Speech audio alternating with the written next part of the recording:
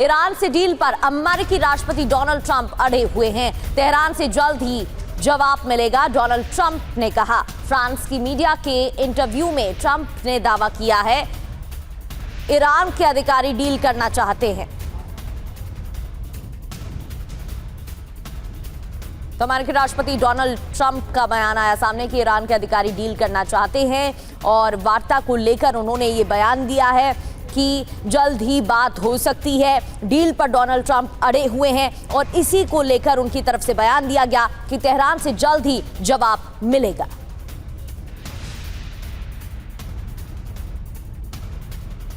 और वहीं रूस के राष्ट्रपति व्लादिमीर पुतिन का बयान आया है। ईरान का संवर्धित यानी जो एनरिच्ड यूरेनियम है उसको रखने के लिए रूस तैयार। रूस का मॉडल सभी पक्ष को स्वीकार है, पुतिन की तरफ से कहा गया है। अमेरिका के कड़े रुख के बाद मामला और ज्यादा खराब हुआ, बिगड़ गया। 2015 के परमाणु समझौते के तहत रूस ने पहले भी ऐसा किया है।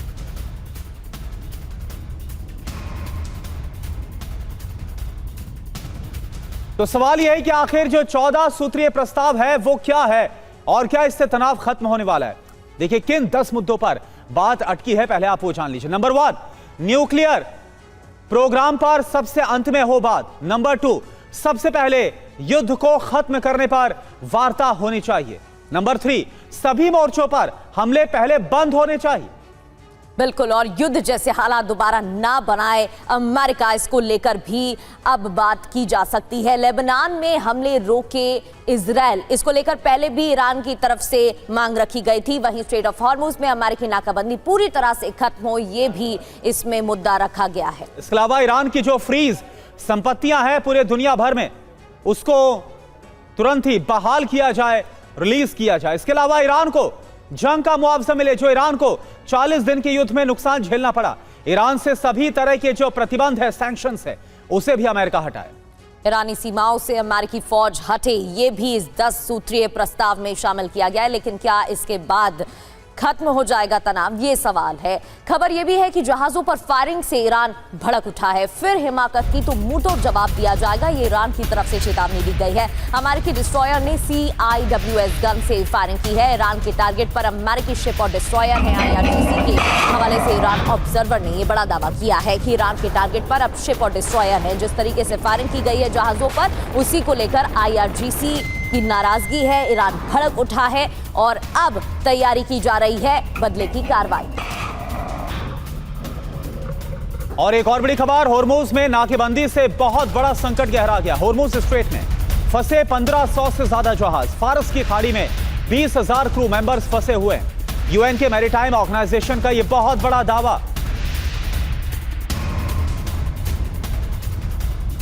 मिडिल ईस्ट में ब्रिटेन की बड़ी जंगी तैयारी चल रही है। बढ़ते आगे ब्रिटेन की जंगी तैयारी। फ्रांस के बाद ब्रिटेन की नेवी भी स्ट्रेट ऑफ हॉर्मुज में तैनात होगी। वॉरशिप HMS ड्रैगन भेजेगा ब्रिटेन। हॉर्मुज खोलने के लिए मिशन में तैनात किया जाएगा।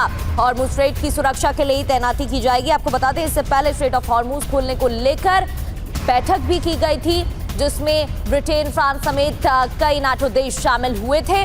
और अब फ्रांस के बाद ब्रिटेन ने भी तैयारी कर ली है। खबर यह कि वॉरशिप HMS ड्रैगन भेजेगा ब्रिटेन।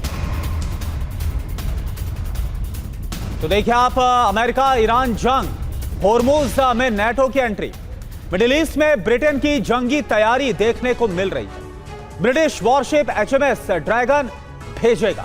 होर्मुज खोलने के मिशन में इसको तैनात किया जाएगा। होर्मुज स्ट्रेट की सुरक्षा के लिए इसको डिप्लॉय किया जाएगा।